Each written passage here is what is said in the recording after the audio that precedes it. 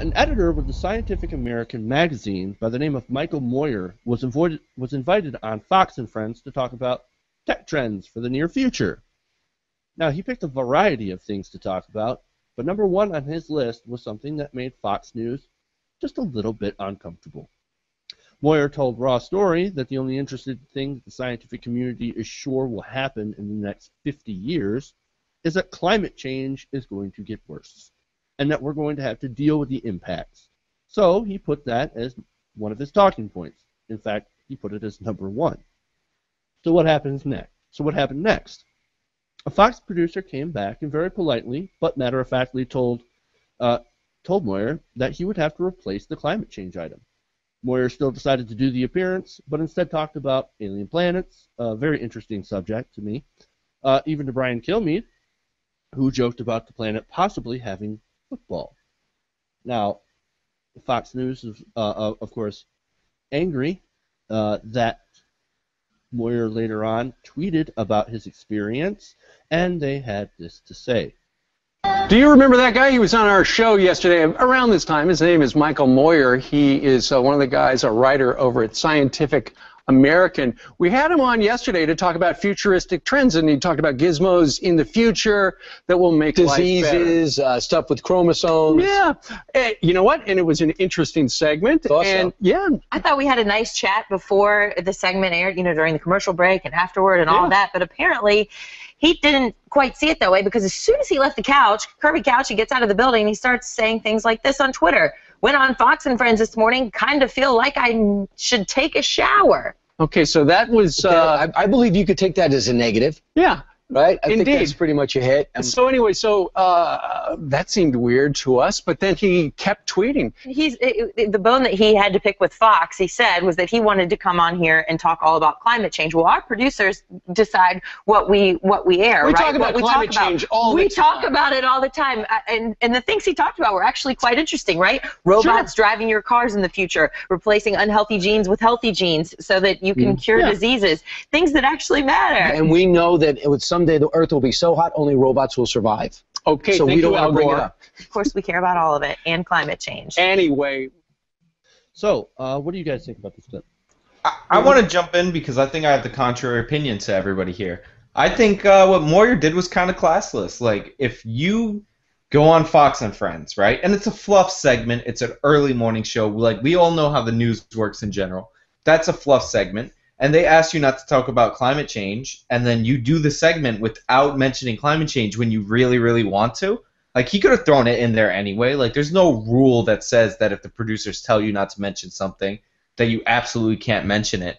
So if you go and have a fake nice time not mentioning climate change, but then you feel the need to cut people on Twitter later, I think you're a punk. And I think Moyer I think Moyer was a punk in this situation. Like, if you really wanted to make a statement about climate change so badly, you're on live television. You say, "Oh, your producers didn't want me to talk about this, but I'm going to do it anyway," right? And make them cut you off if you want to make a statement. I think Moyer is kind of a little punk. He did the fluff segment, and then he wanted to cut Fox and Friends later. So he's having his cake and eating it too, and I don't like that and appreciate that, even if it is Fox and Friends, which everybody on this show hates. Yeah, I think he should have done both, and if I were in his position, I would have started talking about climate change if I were live on air anyway. But first of all, who says gizmos anymore? That's just a weird word to throw out there, I think. And then I'm saying, yeah, we talk about it, but he talked about all these other cool stuff, and basically they were saying to their audience, who we all know is mainly over the age of at least 65, or 68, I think is the case with Fox, look at the shiny, look at all the cool, like, fun, interesting things. Don't worry about the nasty climate change that's going to wipe out all of humanity in the foreseeable future. No, just look at the cool, interesting things. It was just, they were just trying to distract people away from it, which I think was awful. And then Kilmeade at the end with his just little stupid, petty comments. I really do put Kilmeade up as one of the worst hosts on cable news network at the moment. He's an incredibly stupid man. I mean, the Fox News audience isn't going to be alive by the time that happens anyway. So, no, I want to go further with that. Like, you guys are right. They brought up all the stuff he talked about for a reason, but it wasn't something. It was, I think, maybe a little more I don't know if sinister is the word, but it was more well calculated than shiny distraction. It was, hey, look at this reputable scientist we had come on our show and talk about science. We're not anti-science. We had all this stuff. We talked about this with this guy who's well known in the scientific community, and he's the editor of Scientific American.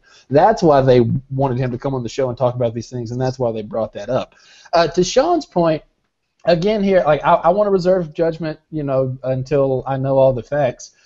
Like I don't know how soon the producers came and told him, you don't get to talk about climate change. You get the impression it happened like about a day right before. Oh, about a day in advance. No, okay. it was about a day in advance. Okay, if he had a day in advance, I'm more inclined to agree with Sean and Steven. Like he had a chance to plan this out.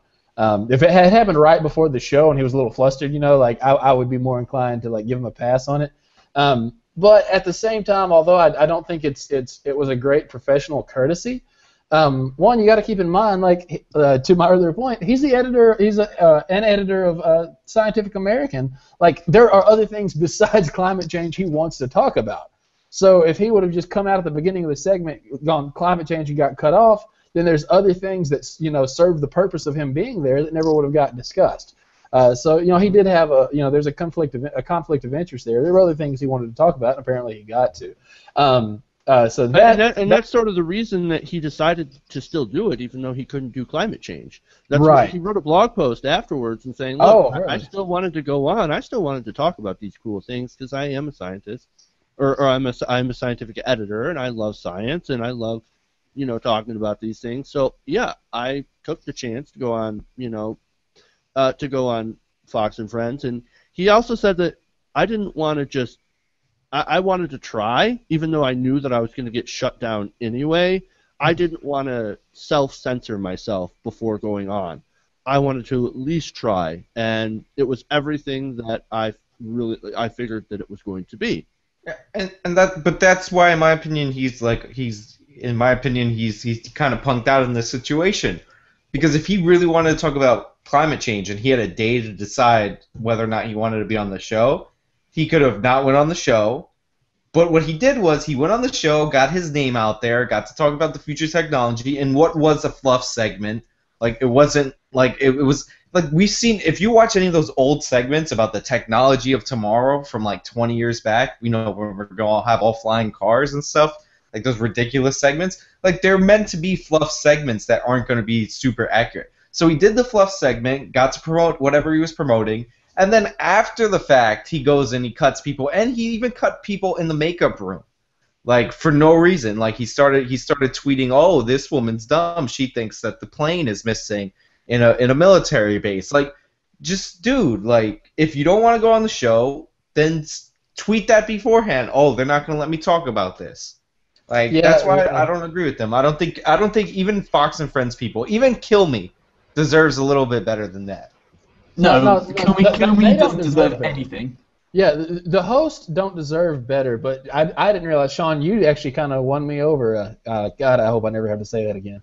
But yeah, if he's like coming after the makeup artist or whatever, like that is too much. And what apparently she said she believed is an asinine thing to say, but you don't like call out, some person who's not necessarily in an educated position, like you say. No, yes, you do. You do call out stupidity and idiotic thinking. That is, I think, is everyone's reasonable and kind of rational thing. If you see someone doing or saying something stupid, you call them out on it. I don't care who they are, whether it's the president or a bloody makeup woman. You say that they're saying something stupid. Okay, well then say it to the makeup woman. Don't put this woman's business out on the tweeter. Like she doesn't know that you're going to be quoting her for the whole world to see. And I hope she gets mocked for it. Really? I hope she gets mocked for her stupid ideas, because it's a stupid idea, and I hope Fox gets mocked for its stupid ideas. Well, I think it was more of, guys, I think this was more not quite attacking the makeup girl, at least not like, I think this was more to indicate or to show the bubble that the Fox News studio kind of lives in. This kind of sort of hostile, ignorant bubble that the entire Fox studio and everybody in it gets stuck in. I think that was his purpose. That's that's with all due respect, that's like complete nonsense. Makeup artists are artists, so they're in the little arty bubble, and I'm sure like they work from studio to studio or whatever. Like he was just cutting people unnecessarily. What I think happened is he did a fluff segment, right? And then he got a little bit of hate because he went on Fox by his peers in the scientific community. So then he goes completely over the top and starts attacking people randomly. Like, if you're so disgusted by Fox and Friends, like, let's keep it real. You did not discover that in your segment on Fox and Friends when you're yucking it up. You knew that beforehand that's who these people are. Like, when Jon Stewart goes on Fox shows, Jon Stewart is still Jon Stewart. He doesn't kowtow to O'Reilly or kowtow to anybody. Like, if you want to make a stand on air, make a stand on air. But he wanted to do both. He wanted to be fun. He wanted to have people look at whatever he was promoting and be the cool guy. And then he wanted to cut them up later. And that's what I don't respect about him. All right, so I think we're sort of tied on this because both Steven and I are both agreeing on this whole stupidity thing, and we think that, you know what, Fox doesn't deserve any credit. And this guy, yeah, it may have been a dick move, but you know what, it couldn't have happened to more deserving people. Totally, and that's kind of where I wanted to go with it. Like I mean, I'm not all the way over on Sean's side because I do want to point out this guy did burn this bridge. Like, he's not coming back on Fox and Friends, so it wasn't like completely cowardly, but it still was, I think, entirely unprofessional. And so like to that point, I'm with Sean, but I still think, you know, like, I'm not going to say that he's a punk or whatever. I think he's kind of a jerk, and maybe he should be. But the other thing, like, I'm not trying to gang up on this guy. I do want to point out too the absurdity of what the Fox and Friends folks said, where she was like, you know, we don't decide what goes on the show, our producers do. That's a nonsensical argument because your producers are part of the show. He didn't call out the host by name. He called out the show, and her response is, no, it's not us, it's the show. That shows you how, like, just like illogical they are. I think that speaks to the view that the producers have of the hosts of that show, because we all know that Bill O'Reilly, Sean Hannity, they have a heavy hand in what goes on in their show. But the producers of this Fox show in the morning, they don't trust people like Kilby, because he's an idiot. He doesn't know what needs to go on. We need to tell him what to do. That was the case here. Do we have football on alien planets? But that's what I'm saying. It was a joke segment. The thing that I like, the whole show is a joke segment. I know, but the thing that I like is and I invite anybody to do this. Go look up after the show, Jesse Ventura, Fox and Friends, Jesse Ventura, Bill O'Reilly. Go watch how you deal with people who don't agree with you when you're on their own show. Jesse Ventura drops the fucking people's elbow on all these people over torture and secret arrest and all that without any cause, and he's not afraid. And they invited him back because they wanted him for ratings. So be confrontational on air. Don't I hate if Jesse Ventura was tweeting later. Like, I would say the same thing about him, but be confrontational on air is my thing. Yeah, the new scientist editor, if he probably knew that he was never gonna. He probably didn't want to go back on Fox and Friends again, and so he was gonna burn that bridge. My only wish was that he, started throwing verbal Molotovs, and he really properly burnt that bridge down when he went on air. I think that's really the only kind of thing that I'm annoyed with him at, is that he should have really gone at them much harder when he was live on air. Now that I can totally agree with, Steven. I'm on your side on this one. He should have dropped the hammer. He should have got out the blowtorch and said, "You want to burn this bridge? Let's burn it down. Let's do this thing."